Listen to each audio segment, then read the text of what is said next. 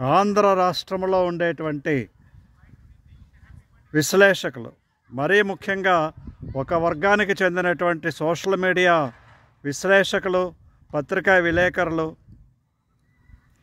Stalwarts అని చెప్పుకునేటువంటి, తమకు మాత్రమే తెలుసునని చెప్పుకునేటువంటి విశ్లేషకులు, వీళ్ళందరూ కూడా, అందులో లెఫ్టిస్ట్ ఎలిమెంట్ కలిగినటువంటి విశ్లేషకులు, వీళ్ళందరూ కూడా రాష్ట్రపతి ఉపరాష్ట్రపతి ఎన్నికల గురించి వెంకయ్యనాయుడు ఢిల్లీలో పర్యటిస్తున్నాడని, వెంకయ్యనాయుడు చక్రం తిప్పుతున్నాడని, ఆ చక్రము సుదర్శన చక్రమని, అతడు చెప్పిన వాడికే బీజేపీ వాళ్ళు తప్పనిసరిగా ఆ పోస్టులో నియమిస్తారని ఇటువంటి విశ్లేషణలు చేసి బుర్రపాడు చేశారు.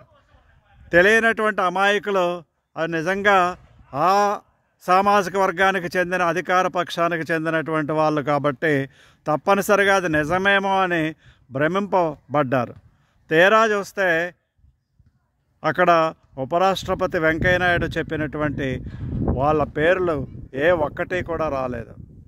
తన పేరు చెప్పుకున్నాడని కొంతమంది, తన వర్గానికి చెందినటువంటి వాళ్ళ పేర్లు చెప్పారని మరికొంతమంది, కమ్మవారికే ఇవ్వాలి, మరొకరికి ఇవ్వడానికి వీలు లేదు, తమ వాళ్ళు చాలా నష్టపోతున్నారు, మొత్తం సౌత్ ఇండియాలో వాళ్ళకి సామాజిక వర్గానికి చాలా తక్కువ పోస్టులు ఉన్నాయి, అత్యున్నతమైనటువంటి పోస్టు ఇది మరొకటి కల్పించాలని చెప్పేసి ఇటువంటి ఆలోచన విధానంతో ఈ విశ్లేషణలన్నీ సాగాయి.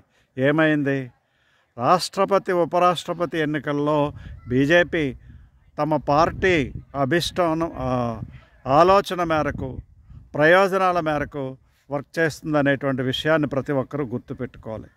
అది ఆర్ఎస్ఎస్ చెప్పినటువంటి వాళ్ళకో లేదా మరొక సామాజిక వర్గానికి ఉపాధి కల్పించడానికో చేసినటువంటి పోరాటం కాదు. సౌత్ ఇండియా నుంచి రావాలి, అది కూడా సౌత్ ఇండియాలో సీనియర్ మోస్ట్ లీడర్ కావాలి, ఉన్న వాళ్ళలో senior most leader CP Radhakrishna కాబట్టి అతన్ని ఎన్నుకోవడం జరిగింది. అది కాకుండా అతను ఒకసారి పార్లమెంట్ సభ్యుడు, 2 సార్లు గవర్నర్లుగా ఎన్నికైనటువంటి బ్యాక్గ్రౌండ్ ఉంది కాబట్టి అంత ఎక్కువ బ్యాక్గ్రౌండ్ లక్ష్మణ్కి కానీ మరే ఇతర నాయకుడికి కానీ తెలంగాణ నుంచి కానీ, ఆంధ్ర రాష్ట్రంలో అసలు ఎవరికీ లేదు, తెలంగాణలో ఉండేటువంటి కొద్ది మందిలో లక్ష్మణ్ ఒక్కడికే ఉంది కాబట్టి పక్కన పెట్టి ఇతన్ని ఎన్నుకోవడం జరిగింది. అందులో సమర్థత కూడా చూస్తారు.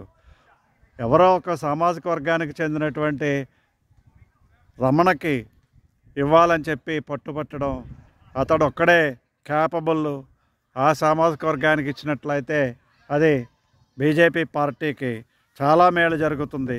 ఇటువంటి విశ్లేషణలు చేసినటువంటి వాళ్ళందరూ కూడా ప్రజలందరినీ కూడా వక్ర మార్గంలో నడిపించే ప్రయత్నం చేశారు. అసలు ఆలోచన చేసినట్లయితే ఈ కమ్మ వర్గానికి చెందినటువంటి వాళ్ళు ఏ పార్టీకి మేలు చేశారో మీరు ఒకసారి ఆలోచించండి. బీజేపీ పార్టీని రూయం చేసినటువంటి వాళ్ళు ఎవరు అందరికీ తెలుసు. బీజేపీతో పొత్తు పెట్టుకుంటేనే అధికారంలోకి రావడం తెలుగుదేశానికి పరిపాటి. మరి కాంగ్రెస్లో ఉండేటువంటి అగ్రనాయకులు ఎప్పుడైనా సరే ముఖ్యమంత్రి పదవి కోసం ప్రయత్నం చేశారు తప్ప వాళ్ళకి రాలేదని చెప్పి ప్రత్యేక పార్టీ పెట్టుకున్నారు.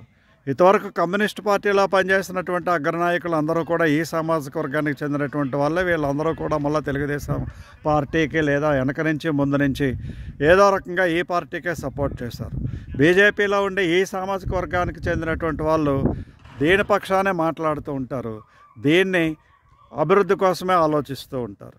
మరి అటువంటిప్పుడు ఈ సామాజిక వర్గం ఏ విధంగా మిగతా వాళ్ళ అవకాశాలు కల్పించాలి, వచ్చినందువల్ల ఏంటి ప్రయోజనం, ఆ పార్టీలకు ఒదిగేది ఏముంది, వీళ్ళు ఏమైనా సరే అడిషనల్గా ఆ పార్టీని ముందుకు తీసుకెళ్లేటువంటి విశ్వాసంగా పనిచేస్తారా, ఒక్క విశ్వాసపాత్రమైనటువంటి వ్యక్తి ఈ సామాజిక వర్గాన్ని నుంచి చూపించగలుగుతారా అనేటువంటిది ప్రశ్నార్థకంగా మారినటువంటి సమయంలో వెంకయ్య నాయుడును అంత ఆకాశానికి ఎత్తి విశ్లేషణలు చేయడం అనేటువంటిది అజ్ఞానం తప్ప మరొకటి కాదు.